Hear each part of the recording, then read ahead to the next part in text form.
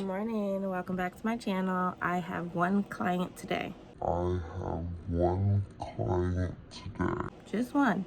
So I'm going to show you guys what I do on a day where it's slow or I have little to no clients. So stay tuned after I do this one lash fill. It's a classic lash fill, so should be quick. All right, so change of plans. I am leaving work because my daughter, I got a call from daycare. My daughter has a stomach ache and a fever. She was fine this morning, so I gotta go get her. And then I'm going home. I packed up all my stuff because I do still have, I wanted to show you guys, like, you know, stuff that I do when I don't, excuse me, I'm congested. When I don't have a lot of clients or any clients for the day, because that does happen here and there. So I guess I'll show you guys while I'm at home what I do from home and I'm not at work. So yeah, things like this happen, especially as a mom. I'm a single mom of 4. I need to do a Q&A, but single mom of 4. So the likelihood that somebody either gets sick or, you know, somebody needs me or whatever is higher than if you just have one kid or no kids.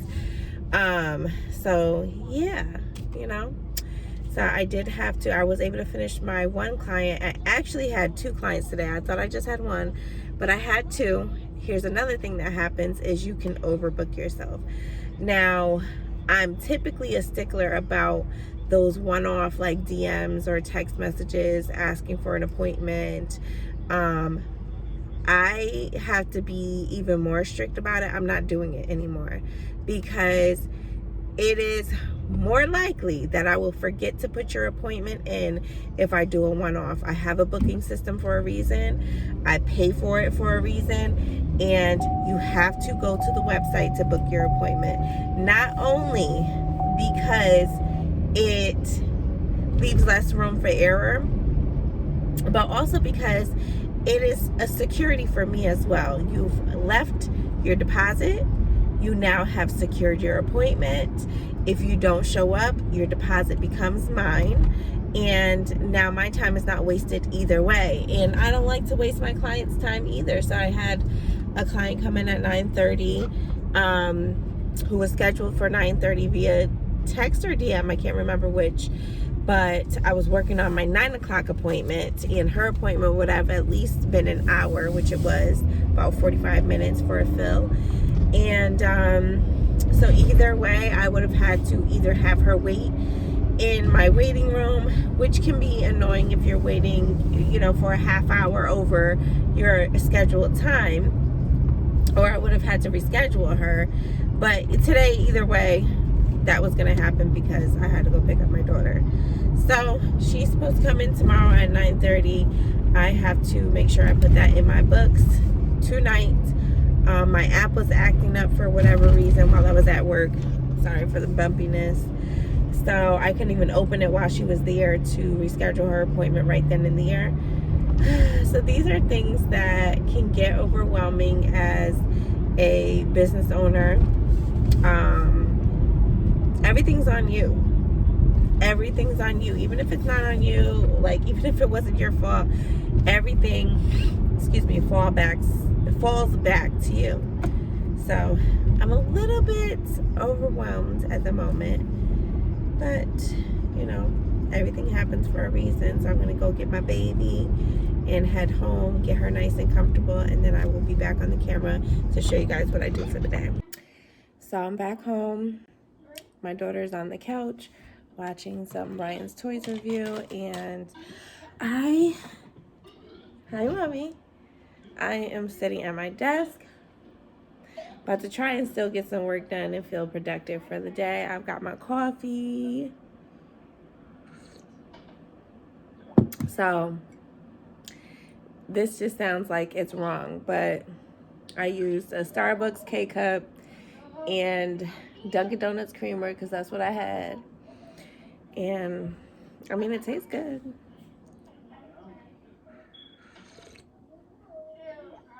I actually, so if I'm going out, I prefer Starbucks. And I still get a Dunkin' Donuts coffee here and there too. But like at home, I prefer, if I'm using my Keurig, I prefer Dunkin' Donuts coffee because I don't know. Starbucks coffee tastes extra strong in my Keurig for some reason. And almost like a little bitter.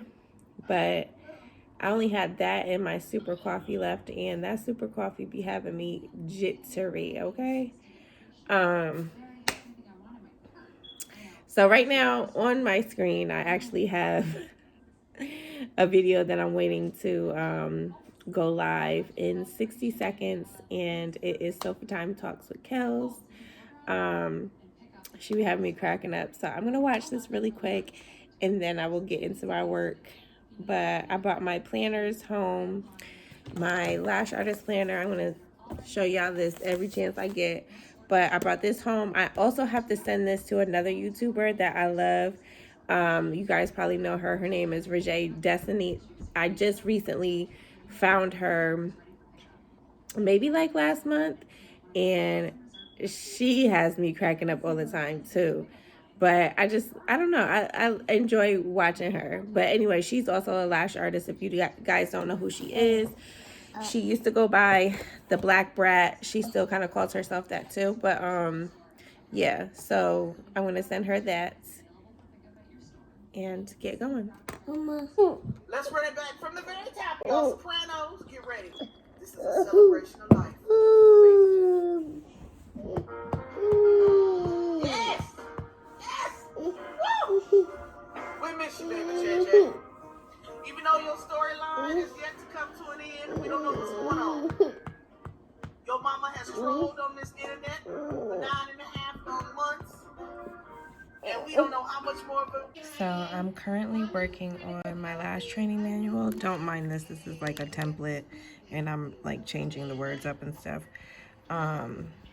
But yeah, I am developing my training manual because I do have an upcoming class on March 19th for classic lash training.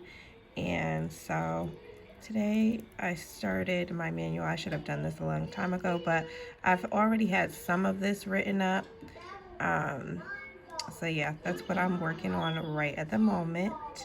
And I have so much to do today, but I'm just gonna start this, and then I'm gonna write in my lash artist book under projects what else I need to get accomplished within this manual, because like I said, I need to have it done by March 19th. So yeah, I'm doing this while I'm listening to Kels. So I'm still working on, don't mind the cup, but I'm still working on my manual. But I just had a couple people register for the class. The last day to register, the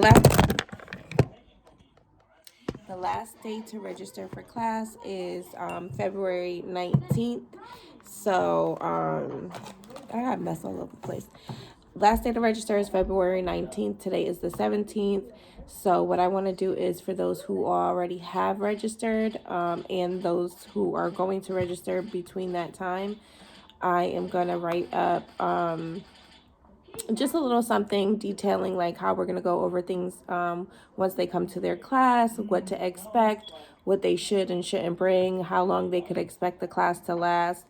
And I also wanted to let them know that while that day they will be certified, they will be returning another day to lash with a live model. Like I'm debating whether or not I want to do it the same day. I gotta think about that. In the past, I've done it 2 different days because I feel like it gives you more time, and nobody wants to sit there all day long. So I think I'm going to have them separately book an appointment with me, and so that I can watch them lash one of their own clients. And I'll do that like outside of my regular business hours, so that I don't lose out on money from, not being able to book a client within that time span, because I'll probably have to take my time with them. And, in the beginning, you're lashing super slow. So I think that's what I'll do. They'll all have to make an appointment with me that day. And bring a live model with them, because it's one thing to practice on a dummy, but a whole nother thing to practice on a live model. And this way they get to take the mannequin head home, practice a little bit, get comfortable, and maybe even practice on a family member or two.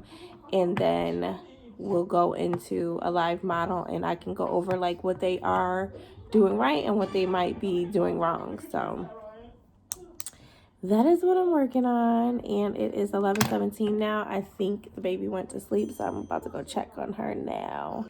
So I sent out just a little notice to those who have already registered, letting them know what they can expect and, you know, the date.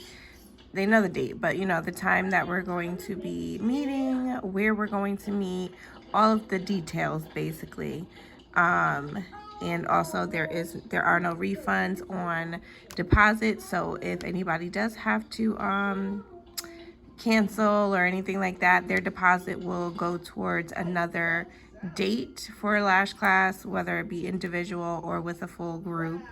And that is it. So the remaining amount is not due until the date of class, and that'll be collected then, obviously. So yeah. Thank you for watching me and my restaurant videos. Bye. And remember, always stay happy and rise up. Stay healthy. So excited. Friends are coming over for dinner. There they are. Hi, there's Ryan. I'm so excited for Ryan's dinner party. Hopefully we can play some Roblox while we're here. What happened, Jack? Okay, I'm gonna get you some food, Jack. So I really love this section because I feel like as a business owner, there's always a project to complete. So ignore my nails.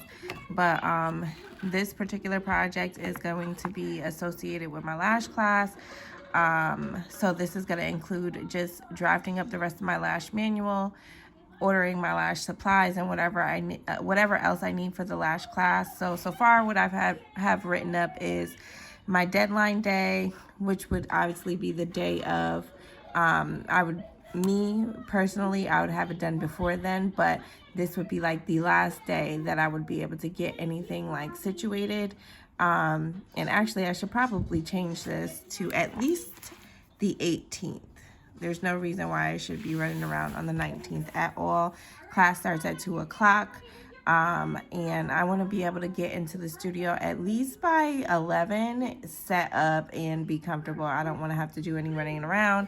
I still have more to add, but I have finished up typing up outline. I have to order their lash kits, print out their lash manual, order binders and pens. I'm going to also, you know, list out what else I need to order or pick up from the store. I will be providing them with lash planners, just like this one, obviously. Well, the exact same thing. So that is actually going to be a surprise for them.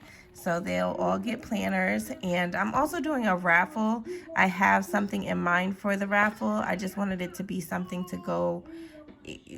needed as a lash artist, but it's only going to be a $5 raffle if they want to participate. If not, that's fine. You know, I'll probably use it myself or just return the item. But I'm thinking of either doing a lash cart or like the barbicide and a barbicide container. So I don't know yet. I don't know which one I'm going to do yet. But yeah, so that's what I have so far. This book, I'm telling you, like, I really made it with, selfishly, with me in mind. I just kept thinking about how I needed to have a place where it's all organized just for lashing, because I have planners. I have tons of planners, but it gets confusing putting work, home, and everything else in this particular planner. Here's something else I can check off my list. I sent Regé Destiny her lash planner. It should get there by the 24th, but when I was ordering it, it did say between the 24th and the 25th. Yeah, how come Amazon don't seem to be priming no more? Because what's going on with the 2-day delivery? Like, today's the 17th. Why is it coming out the 24th? But whatever. So she's all set. And I also emailed her to let her know that her book would be arriving around the 24th. And I am just checking off as I go. So another helpful thing is if you get like those little sticky like divider tabs, that would be a good way to like mark your pages, because there are so many different sections in this book. So projects and, you know, stuff like that. So you can put your like little flag on one of your pages while you're working on your project. You put your flag there. Once that project is complete, or you know, that full page of projects is complete, because this would hold, oh no, this is, yeah. So each page is one full page of a project, just, you know. So anyway, once this project is complete, you can remove that sticky tab and maybe now put it over to your next project to complete page. That way you don't lose your place. You don't have to like flip through the entire book to see where you left off at. You know exactly where you left off at. So I actually forgot I had, where is it? Items required, deadline, project. Oh no, it's 2 projects per page. Yeah. I'm hungry, and let me turn this off. All y'all hear is Ryan's Toys review in the background. It is now 12 o'clock. I'm hungry for lunch. I think I'm gonna make me some salmon and cabbage, which we'll also probably have for dinner. But your girl also wants a little bit of wine, not right now, but for later. So I think I'm gonna order some wine. Yes, I said order. I have a sick baby here, so I'm not running out. And I don't know about you guys, but I don't like to go in the store, in a package store with kids. I just feel like it looks tacky. Me personally, no judgment to people who do it. I've done it, you know, but I don't typically like to. There is one particular place that I will go in, because it's more like, it doesn't give you package store vibes. Like, they sell charcuterie board stuff and everything. It's very like upscale. It reminds you of going to like a winery or something. So yeah, sometimes, you know, I'll bring them in there, but I really prefer not to at all. So anyway, I think I'm about to order some wine. I'm about to make something for lunch, because I haven't even eaten breakfast yet. I feel like I've been running all over the place, and I need to sit down and work on my like personal planner too. And I think I'm going to take my laptop to the couch and finish working on the lesson plan. I am just about halfway through. I really want to make it, because I've been in trainings where I feel like it was an overload of information. There are going to be things that you as a lash artist have to learn on your own, just because it goes based off of your experience and how much practice you get in. Like, I won't be able to cover everything in one class. That's just not realistic. So my goal is to bullet point the main super important things about when it comes to classic lashing or lashing in general, like lash health, cleanliness, disinfecting, greeting your client, what's the word, yeah? Consent forms, your client consent forms, lash application, isolation, how to select your glue, how to select your tweezers, your room temperature versus its humidity, and how to keep up with that. So those are the things that I will be going over, as well as a few technique things like my method of taping. Every lash artist is going to eventually find their own method. They might stick with mine, but they might find a better way that works for them. I like to lash with classic lashes. I like to apply it with a straight tweezer, and I like to use a curved tweezer for my isolation. They might leave my class and decide I like a straight tweezer, and I don't know, maybe I like 2 straight tweezers, one for application and one for isolation. So, you know, it's going to be like a trial and error thing. I just want to teach the basics, and I want to make sure I hone in on lash health and disinfecting. Like, that is huge. I don't want you leaving my class and saying that I taught you, but meanwhile, you know, your client's lashes are falling out, or you've glued, you know, a couple lashes together because you didn't wait the proper time or whatever, or you didn't isolate properly. So, yeah. So that's what I'm concerned about. So yeah, it's going to be like a bulleted type of thing, straight to the point, and I feel like it'll help my client retain the information better, and it'll be something that they want to keep on hand. So I probably got like let you guys watch me add stuff to my cart for their kits. Pretty much everything is going to be ordered from Amazon. I'm trying to think if there's anything outside of it. No. Again, that's another thing with supplies and materials and stuff like that. They're going to get a feel of what they like versus what they don't like. I will provide them a list of different places that they can order supplies on that I usually use or have used in the past. But you don't need to break your bank as a lash artist. You do need to provide quality in your products, but expensive doesn't always equal quality and vice versa. So